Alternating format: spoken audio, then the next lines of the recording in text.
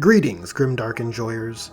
Do you ever find yourself returning to a particular topic that you find just feels off? And every time you circle back, you find that there is just more to it. That the rabbit hole seems to continually get deeper the more you go down. Well, for me, this is one of those topics, and I felt it would be worth sharing with the Warhammer community. And no, I don't mean that website GW just uses to hype up next product. No. When I say Warhammer community, I am referring to you, the player, the collector, the humble hobby enthusiast. And if you're in my audience, you're certainly an enlightened, big-brained individual who enjoys rule design, critique, and discussions. The topic for this one is the Sisters of Battle, focusing on multiple overlapping facets: their themes, their army rules, their core stat characterization, and their model range. And after thinking upon these points, I can't help but come away feeling that the Sisters of Battle, or as GW wants us to call them, the Adepta Sororitas, have been horribly handled and characterized over the past few editions. The exception here is in their initial model range, which I feel is solid. That exception aside, the Sisters of Battle are a contender for having the worst designed army rule in current Warhammer 40k, with a core mechanic that fails to abstract the narrative at play, and one which oozes with ludonarrative dissonance. A true masterclass in terrible rules design and faction characterization. And in this video, I'll explain why exactly that is. Welcome to a masterclass in terrible design, Sisters of Battle. What is an army rule? Now, for the sake of clarity, I think I should start with what an army rule is. If you are someone who understands what army rules are in Warhammer 40k, and the contextual purpose they serve, feel free to jump ahead. When playing Warhammer 40k on the tabletop, your army is tied to a faction. Those factions are characterized with a broad overarching rule, which in 10th edition is called an army rule. These army rules typically affect every unit in your army, and serve two important functions. It's responsible for characterizing the narrative themes of your faction, and for giving your army a unique gameplay hook relative to other factions. Necrons are a good example. For those unfamiliar, Necrons are space undead. The narrative situates the Necrons as legions of inexorable, soulless warriors seeking to reconquer the galaxy. They are beings made of necrodermis, a sci-fi alloy which, to put simply, is especially tough and has unique regenerative properties. On the tabletop, the Necrons' army rule is reanimation protocols, which allow them to regain lost wounds and reinforce slain models back into their units. Remember, army rules apply broadly, so this characterizes the Necrons' faction as one which is dauntless in their efforts, literally pulling themselves back together after death. Very fitting for Space Undead. It gives them a unique characterizing hook and is a good example of rules design which abstracts the narrative at play. For what it's worth, to get a better gauge of my design standards on army rules, here are a couple more. The Orcs' Wa army rule is just top-shelf stuff, excellent in its crude simplicity, and yet undeniably impactful, very befitting of the Greenskins. And a mostly great army rule is the Chaos Space Marines' Dark Pacts. Having those who are slaves to darkness make pleas to dark gods, which result in either boons or scorn, is again a strong design choice as it relates to rules abstracting the narrative for gameplay on the tabletop. The only gap here is that theme only works best for traitor legions and renegade warbands who want to be tight with the Chaos Gods. And as for a bad example, well, we'll move on to Sisters of Battle. The Army Rule. Well, let's get right in. Here is the Sisters of Battle army rule. Let's read the flavor text, as it will be important for later. It is said the Emperor's benediction touches the Adepta Sororitas, manifesting as a nimbus of holy light, in which his power is revealed in miraculous deeds of fortitude and divine strength. As for the core mechanic this army rule is providing, I'll summarize it. This army rule lets you perform acts of faith by using miracle dice. You gain miracle dice at the start of each round or when a unit is destroyed. When this happens, you roll that miracle dice, which determines its value, and it is kept aside. Acts of faith allow you to use those miracle dice instead of rolling normally for any of the rolls/tests listed in the rule. Though it is important to note that there are means you can use to gain more and manipulate these miracle dice, as well as the limits around when acts of faith can be used. What we have here, in essence, is dice swapping. And my assessment of this army rule can be boiled down to this single nugget. Great taste, but awful execution. Seriously, the Sisters of Battle are the militant arm of the ecclesiarchy. That is the official state church of the Imperium. They are the nuns with guns. They are the best exemplars of holy warriors of faith. Sorry, Black Templars. And so, aiming to characterize them via their army rule, through performing acts of faith and manifesting miracles on the battlefield is undoubtedly the right direction. But what we have provided here is tantamount to swapping the Righteous Flamer with a plastic squirt gun. Now, some people might claim that dice swapping as a game mechanic in a dice-based game is in poor taste, as it is circumventing the probability foundation that all rules are resting upon. And some people might say that dice swapping is just a feels-bad mechanic, especially in a game system which is already oversaturated with rerolls. And I would say that's all true, but that isn't why acts of faith in the dice swapping manner GW presents them are a poor design choice. It is poor design because it utterly squanders the narrative, that bit of flavor text we read earlier. Acts of faith and miracles should be a big deal. They should be wild. The stuff narrative is born out of, where both players look at each other and say, "Dude! Dude! Dude! Dude! Dude! Dude! Dude!" Instead, what Acts of Faith presents is a glorified dice rigging gimmick, where miracles are reduced to hoarding pre-rolled results and swapping them in like vouchers. It saps the divine spontaneity and thematic punch that ought to make faith feel alive and unpredictable on the tabletop. And that isn't to say dice swapping doesn't have a place, but I think having the kind of trick dice swapping provides as a broadly characterizing army rule, one which often feels dirty or convenient, makes a lot more sense for a faction like Tzeentch Demons. In summary, this dice swapping mechanic we have here fails to abstract the thematic core of the Sisters of Battle, resulting in an unthematic army rule and game mechanics which poorly characterize them. In fact, if we continue digging deeper, we can actually see it's not only an unthematic choice, but one which is anti-thematic, or which is counter-theme, for lack of a better term.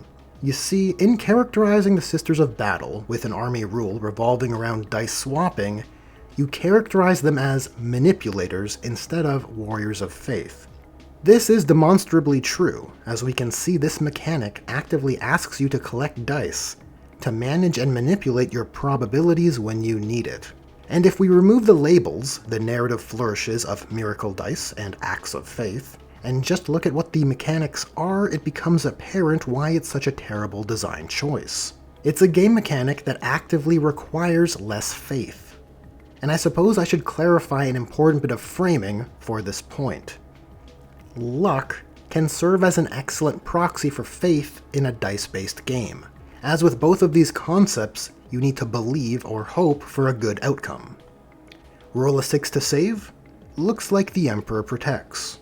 Roll a 1? No! God, please, no! No! And with that framing, you can see how poor, how painfully bad of a game design choice it is for the Sisters of Battle. The army where faith is supposed to be their greatest weapon literally removes moments where you, the player, desperately hope and pray for the rolls, the outcome, the fortune you need. Compare this to the Chaos Space Marines Dark Pacts, a mechanic which asks you to pass a leadership test to gain a perk when attacking. Here, we have a narrative test of faith a unit must pass in order to gain those dark blessings. What a novel concept. Which is why I deem it a banger of an army rule for wordbearers and similarly ruinous power favoring legions and warbands. And I think that about paints as clear of a picture as I can manage with regards to the Sisters of Battle army rule, that first pillar which contributes to what characterizes them so terribly. Stat characterization. Next we have what may be a spicier take of mine. It seems to me that the Sisters of Battle should not be a skill 3+ army. They should be a 4+ skill army like other mortal warriors of humanity. Let's be real here. It seems fairly self-evident that the only reason Sisters of Battle are on the elite 3+ skill standard is because GW wants them to be the female side of the elite power armored coin to Space Marines. And I think that aim is correct, but again, the execution misses the forest for the trees. The Battle Sisters shouldn't simply be Toughness 3 Space Marines, a point we will circle back to later. The shift of core rules in 8th edition diluted the available values for skill models can possess, effectively rendering 4+ the mediocre skill tier and 3+ the elite skill tier. But you know what else is a 3+ skill faction? The Eldar. You know, Space Elves, which carry with them their archetypal superhuman perception and dexterity. And rather strangely, we find the Sisters of Battle are just as equally skilled because they train diligently? Like, really? This is where the Sisters of Battle 3+ skill classification begins to feel comically absurd, like wishful thinking at best and cope at worst. Sure, a case can be made for a Battle Sister being more dexterous than the humble Imperial Guardsman, but you can make a similar comparison with the average Eldar Guardian and a Space Marine. But if we don't have the more granular skill checks from older editions, then Sisters of Battle should be a 4+ skill standard faction, as they are closer in skill to the other mortal humans like the Imperial Guard than they are to Space Marines or Eldar. But if the Sisters of Battle are a mediocre 4+ skill army, then they no longer serve as an elite army. You're advocating for the exact thing you throw shade at GW for, in their handling of Votan and Admech in 10th edition.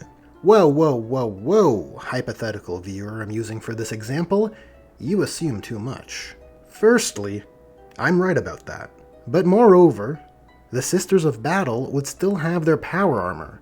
A 3+ armor save is definitely a premium position, though more importantly, they have their army rule, which ought to be what makes them an elite faction. I'll use a comparative example to illustrate the point. Space Marines are an elite army because they wear power armor and are literally built different. That being, they're transhuman super soldiers. They are bigger, stronger, faster, and more skilled than mortal men. Conversely, Sisters of Battle are an elite army because they wear power armor and manifest miracles and acts of God on the battlefield, not because of their superhuman skill at arms. And in failing to characterize that on the tabletop through their game mechanics, or in this case, their stats, demonstrates another fundamental failing in their characterization on GW's part. That to me feels like a solid point. However, Acts of Faith as present would fail to compensate tastefully given the current dice-swapping direction. Really, you'd want the means for Sisters of Battle to power up. More on that later. Miscalculated Range. And the third pillar contributing to the terrible characterization of the Sisters of Battle is in their newer units. This is a point that is admittedly less of an issue, as one could just not use such units, but it's a great visual case in point of the design failing, and so I can't help but include it. Plus, I hate them! Paragon warsuits suck. There, I said it. I feel as if a great weight has lifted from upon my shoulders. But before any Paragon warsuit fans get antsy, I hear you and I understand. Perhaps you just think battle mech suits are cool, or you like how good these units are on the tabletop because they can go toe-to-toe with the toughest foes. But if you are someone who enjoys playing exclusively Paragon warsuits, or enjoys playing Paragon warsuits in excess, and they are the unit which you like most about the faction, I think you don't actually like playing Sisters of Battle. Because these stupid suits right here are about as antithetical to Sisters of Battle as it gets. And no, just because you try to make it pointy in a desperate attempt to make it more gothic-ish and stick some candles on it, doesn't change what it is. It's just putting makeup on a pig. As I mentioned during the skill standards section, the Sisters of Battle shouldn't be trying to be Space Marines, but female. To do so would obviously be a misstep, as it weakens what is unique about these two factions. The Paragon Warsuits and the Sacrosancts, to a lesser degree, exemplify this poorer choice. Hear me out. The Sisters of Battle themes hit their hardest when they focus on their witch hunter themes, the purging of heretics with flame, bolter, and melta, the whole warriors of faith shtick. While they use those who have strayed from the path, those who need to redeem themselves in the eyes of the Emperor, to deal with melee threats. Essentially, more of this and less of this. More of this and less of this. And importantly, the Sisters of Battle exemplify the grimdark foundation of the setting, and I'd argue they exemplify it better than Space Marines. They are effectively better poster boys, or I guess in this case poster girls, for the setting. Hence why trying to make them Space Marines but female is such a terrible design choice, one which further aids in their poor characterization. And like with the point on skill standard, this one too circles back to their army rule. You see, the Sisters of Battle themes are only worsened by having these sorts of bully, Terminator-style anvil units. The core quirk of manifesting miracles that turn the tide of battle by a divine intervention is simply rendered less impactful the more Sisters of Battle lean into power fantasy tropes. Either your power comes from divine intervention, or from ham-fisted mech suits designed to enable the Sisters of Battle to go toe-to-toe with the horrors of the galaxy. One of these options offers a stronger thematic identity for the faction, the other is just Space Marines, but female, and if you choose both, you'll render the Sisters of Battle a bunch of Mary Sues, which obviously nobody wants. So there you have it, Grimdark enjoyers, a masterclass in terrible faction characterization. From an army rule that's all dice-rigging gimmick and zero divine spark, to stats that frame them as elf-tier sharpshooters instead of faithful mortals, and a model range creeping into Space Marines but female territory, with all those clunky Paragon suits. But hey, it's not all doom and gloom. I wouldn't feel right to only critique without offering the same of myself. So here's my take on a Sisters of Battle army rule. Really, I'm trying to remedy what we have presently while aiming to address the points I raised in the critique. Here's the gist of it. This army rule lets you manifest miracles by performing acts of faith, which I think makes more sense personally. You gain 1 miracle dice at the start of each round equal to the battle round number. In theory, this should result in having more moments of divine intervention later into a battle, ideally so that when things are at their most desperate, the Emperor's light can be made manifest. You can also gain a miracle dice by performing an act of faith, a d6 test similar to a Dark Pact, except there is no penalty for failing because the Emperor is good and Chaos is bad, obviously. And those miracle dice can be used to manifest miracles from the list as described. When attempting to manifest those miracles, you can roll any number of dice from your pool, but all dice used in the manifestation roll are then removed from your pool. So now we have a system where units can make acts of faith to generate you miracle dice, using lucky rolls as our proxy for faith. Those miracle dice are spent to invoke miracles, which now require dice to be rolled, as the result matters in order to manifest that miracle. And as you can see from the sample list, the miracles aren't as mundane as swapping dice results. They are dynamic, epic narrative occurrences. It's not a huge list, but I think with these sorts of systems, less is more. The Emperor Protects allows you to ask the Emperor to prevent damage. Naturally. The Emperor's Wrath allows you to ask him to make a vehicle or monster blow up. And the Emperor's Grace allows you to ask him to give you the strength to persevere. That last one I like quite a bit, as the Vessel of Light perk will enable for some real pop-off narrative moments, ideally creating circumstances where across the battlefield there are a couple units here and there which are truly empowered by faith. I also like that this rules direction offers hobby opportunities, as I think it would be rather neat to have a squad's worth of Battle Sisters painted up special. Think of Legion of the Damned, but holier, which you could use to represent those who are touched by the Emperor's light. However, this is all in theory and predicated on a different skill standard and probably isn't compatible with the current array of units and attachments, but the intended direction should be clear. And I think it's pretty neat. Well, that's a wrap on this one. I actually haven't done one of these longer, critical videos for a while now, but here's another for the channel. If you enjoyed this video, there are buttons for liking, sharing, and subscribing. Thanks for watching, and a special thanks to Julius Maximus, as well as my other generous patrons and channel members. Patrons and channel members get early access to regular channel videos, as well as free access to various STL doodads. Just a little something for those who help keep the dream alive. Anyways, thanks again for watching, and I'll catch ya in the next one.